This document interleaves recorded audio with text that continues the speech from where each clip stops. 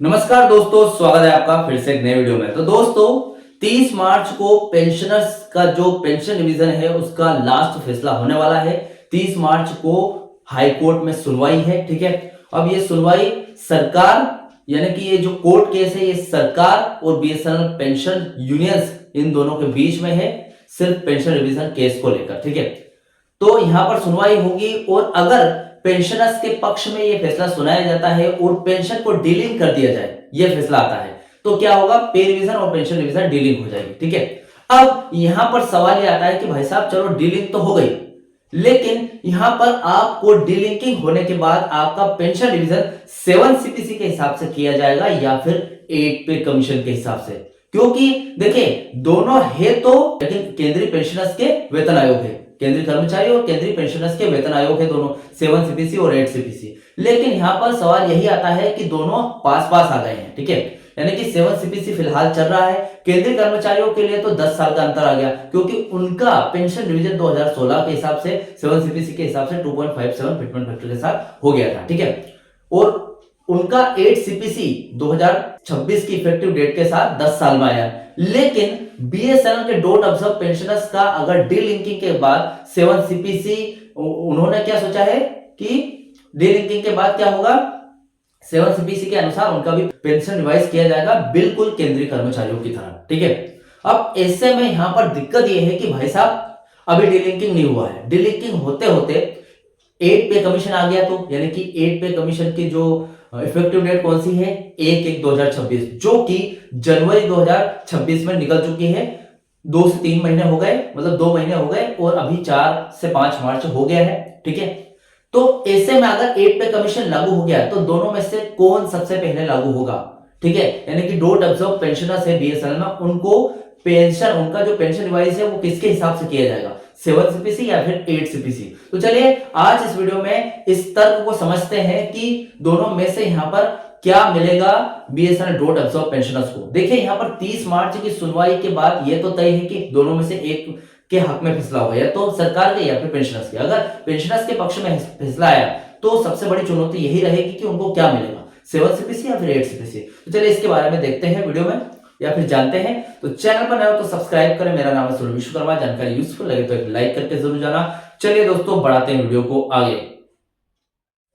तो दोस्तों देखिए यहां पर बात जो आती है वो 8 सीपीसी की बहुत ही, देखा जाए तो बहुत ही गंभीर विषय है। ठीक है, क्योंकि भाई साहब अगर डीलिंक होता है तो 7 सीपीसी का लाभ जितना डोंट ऑब्जर्व पेंशनर्स के लिए जरूरी है, उतना ही इन फ्यूचर 8 पे कमीशन भी बहुत ज्यादा जरूरी है। ठीक है, क्योंकि 7 सीपीसी का लाभ 2016 के हिसाब से केंद्रीय कर्मचारियों को जो मिला था उसी तरीके से आपको भी मिलेगा, लेकिन 8 सीपीसी का फायदा आपकी पेंशन में बम्पर उछाल लेकर आ सकता है। तो चलिए देखते हैं।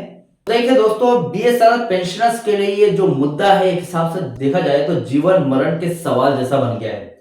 अब देखिए यहां पर ऐसा ना हो कि कहीं 7वें वेतन आयोग यानी कि 7 सीपीसी की लड़ाई लड़ते लड़ते 8वां वेतन आयोग 8 सीपीसी ना आ जाए। ठीक है, और पेंशनर्स फिर से बीच में ही लटक जाए कि भाई साहब अब तो 8 सीपीसी आ गया और 7 सीपीसी का करें कि 8 सीपीसी का करें। तो चलिए इसको थोड़ा सा सॉल्व करते हैं। देखिए असली पेच कहां फंस रहा है उसके बारे में देखते हैं।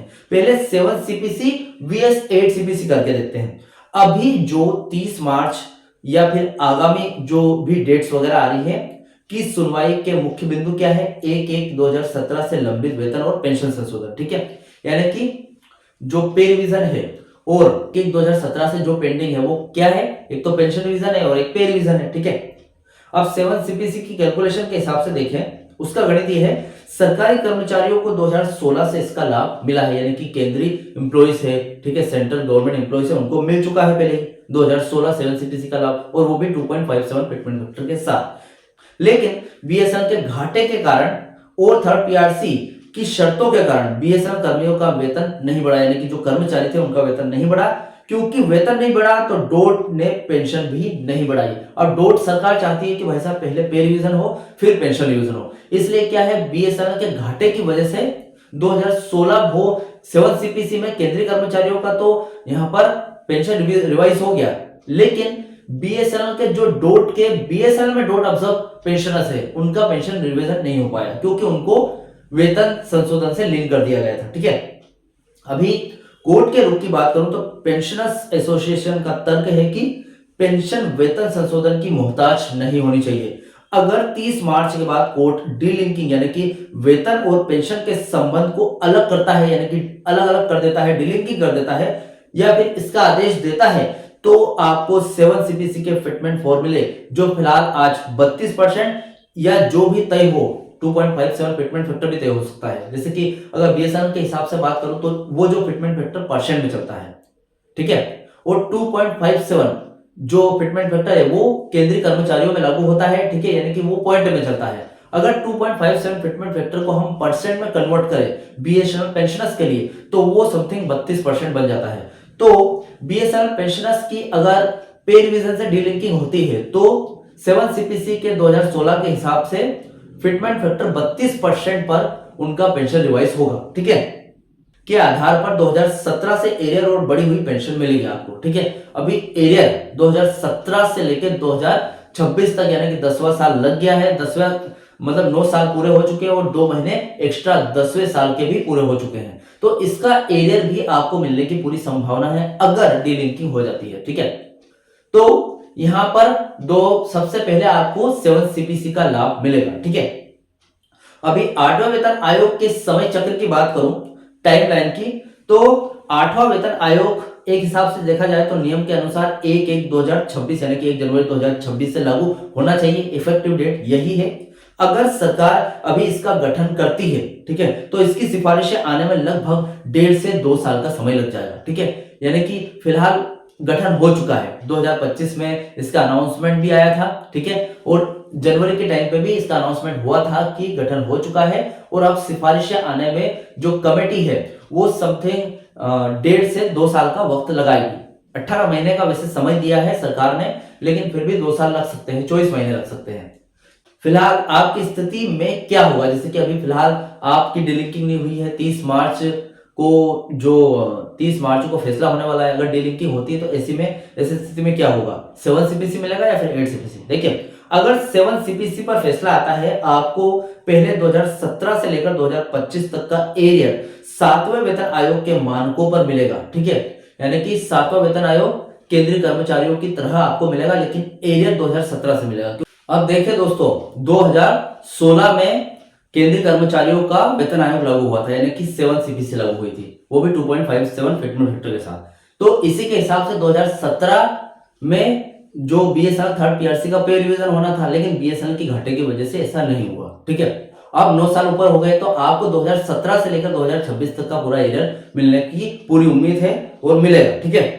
आपकी बेसिक पेंशन एक नए स्तर से सेट हो जाएगी, ठीक है।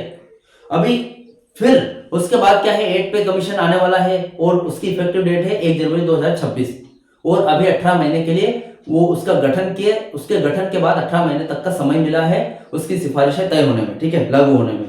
तो भाई साहब 8 सीपीसी की लाभ की बात करूं तो जब 8वां वेतन आयोग लागू होगा तो आपकी वो नई सेट की गई बेसिक पेंशन, यानी कि आपकी जो बेसिक पेंशन 7 सीपीसी के अनुसार 32% फिटमेंट फैक्टर के साथ तय की जाएगी, ठीक है। यानी कि अभी फिलहाल आपको जो पेंशन मिल रही है उसका 32% कितना होता है, उसके हिसाब से आपकी नई बेसिक पेंशन बनेगी 7 सीपीसी के यहाँ पर 2016 के हिसाब से। फिर उसको आपको क्या है सेट कर दिया जाएगा। उसके बाद जब 8 पे कमीशन आएगा, 8 पे कमीशन की सिफारिशें लागू होगी, तब आपकी वो जो नई सेट की गई जो पेंशन है उस पर वही बेसिक पेंशन आधार बनेगी और उस 8वें वेतन आयोग का, उसी बेसिक पेंशन पर 8वें वेतन आयोग का लाभ भी मिलेगा, जो कि केंद्रीय कर्मचारियों का वापस से 7 सीपीसी में फिलहाल वो चल रहे हैं, आपका भी 7 सीपीसी पर डीलिंकिंग के बाद सेट हो जाएगा बेसिक पेंशन, ठीक है। अब जब केंद्रीय कर्मचारियों का 8वां वेतन आयोग लागू होगा तो पेंशन रिवाइज भी वापस से होगी, ठीक है, 8वें वेतन आयोग के हिसाब से। तो आपकी बेसिक पेंशन जो सेट की गई थी 7 सीपीसी के अनुसार, आपको फिर से 8 पे कमीशन में उसको फिर से लागू किया जाएगा और फिर से रिवाइज होगी आपकी पेंशन, ठीक है। तो यानी कि आपको 2 से 3 साल में, ये मान के चलिए आज से 2 से 3 साल में, आज तो आपकी रिवाइज हो जाएगी, 3 साल बाद फिर से रिवाइज हो जाएगी, क्योंकि 3 साल बाद 8 पे कमीशन आएगा तो आपको 8 पे कमीशन का पूरा लाभ होगा अगर डीलिंकिंग होता है। डिपेंड करता है कोर्ट पर कि 30 मार्च को आपके पक्ष में फैसला आता है या फिर सरकार के पक्ष में जाता है, ठीक। अभी देखिए डीलिंकिंग क्यों है जीत की चाबी, इसको देख लेते हैं। स्थानीय भाषा में समझे तो अभी तक डोट ने पेंशनर्स के हाथ पैर इस जंजीर यानी कि जो लिंक था पे रिवीजन और पेंशन रिवीजन के बीच में, इस जंजीर से बांध रखे थे। जब तक वर्किंग स्टाफ की सैलरी नहीं बढ़ेगी तुम्हारी पेंशन भी नहीं बढ़ेगी। कुछ हिसाब से देखा जाए तो इनको लिंक करके रखा था, इनको बांध के रखा था, ठीक है, दोनों को। अभी खतरा ये है अगर मामला कोर्ट में खिंचता है यानी कि कोर्ट आपके पक्ष में फैसला नहीं सुनाता है और 2026 आ जाता है, तो डोट का ये जो बहाना है बन सकता है, डोट बहाना ले सकता है फिर से, भाई साहब अब तो 8वां वेतन आयोग आ गया है, पुरानी बात छोड़ो, यानी कि 7 सीपीसी को छोड़ो, 8 पे कमीशन के हिसाब से आपकी पेंशन रिवाइज करेंगे। तो ये बहाना बना सकता है, क्योंकि अगर कोर्ट केस में आपके पक्ष में फैसला नहीं आता यानी कि पेंशनर्स के पक्ष में फैसला नहीं आता है और ये जो कोर्ट केस है सुप्रीम कोर्ट तक चला जाता है और टाइमलाइन थोड़ी और आगे बढ़ जाती है और तब तक 8 पे कमीशन अगर लागू हो गया तो दिक्कत हो सकती है। डोट को बहाना मिल जाएगा कि भाई साहब अभी 7 सीपीसी तो निकल चुका है, 8 पे कमीशन आ गया है, अब इसके हिसाब से रिवाइज करेंगे आपकी सैलरी, ठीक है, भले डीलिंकिंग हो जाए। लेकिन अभी कोर्ट केस 30 मार्च का जो कोर्ट केस सुनवाई होने वाली है उसमें अगर आपके पक्ष में फैसला आ जाता है तो बहुत बड़ी राहत की बात है, क्योंकि भाई साहब अभी 8 पे कमीशन लागू नहीं हुआ है, तो 7 सीपीसी के आधार पर आपकी पेंशन रिवाइज हो जाएगी और बढ़ी हुई पेंशन, बेसिक पेंशन के साथ आपको 8 पे कमीशन में वापस से आपकी पेंशन है वो फिर से रिवाइज होगी 2 से 3 साल बाद। तो आपकी जो पेंशन है उसमें भयंकर उछाल आएगा। जैसे अगर 25,000 की पेंशन आपकी है तो सीधा 1 लाख तक जाएगी 8 पे कमीशन के बाद, तो ये बहुत बड़ी राहत की बात होगी। लेकिन डिपेंड करता है 30 मार्च के फैसले पर, तो सभी पेंशनर्स की नजर है वो वहीं पर टिकी हुई है। अभी समाधान यानी कि इसके सॉल्यूशन की बात करूं तो पेंशन एसोसिएशन इसलिए दबाव बना रहे हैं लगातार 8वें वेतन आयोग के गठन के समय से ही पेंशन रिवीजन का क्लॉज अलग से डलवा दिया जाए, ठीक है। इससे बीएसएनएल पेंशनर्स सीधे केंद्रीय कर्मचारी पेंशनर्स की श्रेणी में आ जाएंगे और उन्हें वेतन संशोधन के ड्रामे से मुक्ति हो जाएगी, ठीक है। यानी कि ये जो पे रिवीजन के पीछे आप बंदे हो, पे रिवीजन धीरे धीरे बीएसएनएल का घाटा होता है तो पे रिवीजन खींच जाता है, उसके साथ ही आपका पेंशन रिवीजन भी खींच जाता है, ठीक है। यानी कि टाइम लाइन आगे बढ़ रही है, ठीक है, लेकिन पे रिवीजन भी नहीं हो रहा और पेंशन रिवीजन भी नहीं हो रहा, तो इससे मुक्ति हो जाएगी अगर आप बीएसएनएल जो भी डॉट ऑब्जर्व पेंशनर्स है केंद्रीय पेंशनर्स में मिल जाएंगे। तो ताजा अपडेट की अगर बात करूं तो आज की स्थिति यह है कि सरकार 8वें वेतन आयोग पर अभी भी अपना पत्ता नहीं खोल रही है, लेकिन अंदरूनी तौर पर फाइलें चल रही है, ठीक है। मतलब ये फाइलें आगे बढ़ रही है कि नहीं इसका कोई पता नहीं चल रहा है, क्योंकि सरकार पूरी हकीकत नहीं बता रही है। अभी 30 मार्च की सुनवाई का महत्व, अगर इसके इंपोर्टेंस की बात करें, अगर कोर्ट डीलिंकिंग के पक्ष में मुहर लगा देता है तो आपको 7 सीपीसी का लाभ तुरंत मिलेगा। यह 8वें वेतन आयोग के आने से पहले आपका हक है, एक हिसाब से देखा जाए तो आपको 7 सीपीसी यानी कि डॉट ऑब्जर्व पेंशनर्स को 7 सीपीसी का लाभ मिलना ही चाहिए, तभी तो आपको 8 पे कमीशन का बम्पर फायदा मिलेगा।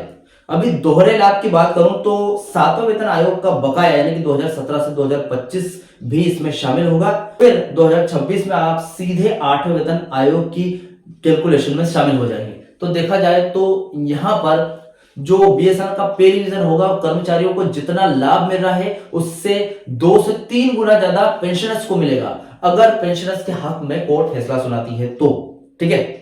कुल मिलाकर बात यह आती है कि आपको यदि 30 मार्च के बाद सुनवाई सकारात्मक यानी कि पॉजिटिव रहती है तो आपको पहले 7वें वेतन आयोग के आधार पर रिवीजन 1/1/2017 से मिलेगा। अभी ऐसा नहीं होगा कि 7वां वेतन आयोग छोड़कर सीधा 8वां दिया जाए, ठीक है, क्योंकि 2017 से 2026 के बीच में जो गैप है वो आपका कानूनी हक है, ठीक है, उसको छोड़ा नहीं जाएगा। सीधी सी बात है कि 8वां वेतन आयोग आपके लिए बोनस होगा, लेकिन 7वां वेतन आयोग बकाया लेना जरूरी है। एक हिसाब से देखा जाए तो 7वां वेतन आयोग ये आपका बकाया है, ये आपको लेना जरूरी है और साथ में 2017 से लेकर 2026 तक का एरियर भी आपको मिलेगा ताकि आपकी पेंशन की बेस वैल्यू बढ़ सके, ठीक है। तो दोस्तों देखिए आपको यहाँ पर अगर डीलिंकिंग होती है तो डीलिंकिंग किसके बेस पर निर्भर करती है, 30 मार्च में अगर आपके यानी कि पेंशनर्स के पक्ष में फैसला आता है तो डीलिंकिंग जरूर होगी। डीलिंकिंग होती है तो आपको क्या क्या फायदा होगा, एक तो 7 सीपीसी के अनुसार आपकी बेसिक पेंशन बढ़ जाएगी, उसके बाद 2007 से लेकर 2026 तक का आपको जो भारी भरकम लमसम एरिया है वो एक मुश्त मिल जाएगा, लमसम मिल जाएगा, ठीक है। उसके बाद जस्ट 2 से 3 साल बाद 8 पे कमीशन लागू होने वाला तो उसमें शामिल हो जाओगे आप, ठीक से, ठीक है। तो आपका पेंशन 7 सीपीसी के हिसाब से तो रिवाइज हो ही रहा है, लेकिन 3 साल बाद 8 पे कमीशन के हिसाब से फिर से आपकी बड़ी हुई बेसिक पेंशन के साथ रिवाइज होगा, तो फायदा 3 गुना ज्यादा मिला कि नहीं भाई साहब, ठीक है। मुझे इस पर कमेंट जरूर करना कि इससे आपको बीएसएनएल कर्मचारियों से ज्यादा फायदा मिलेगा या फिर नहीं।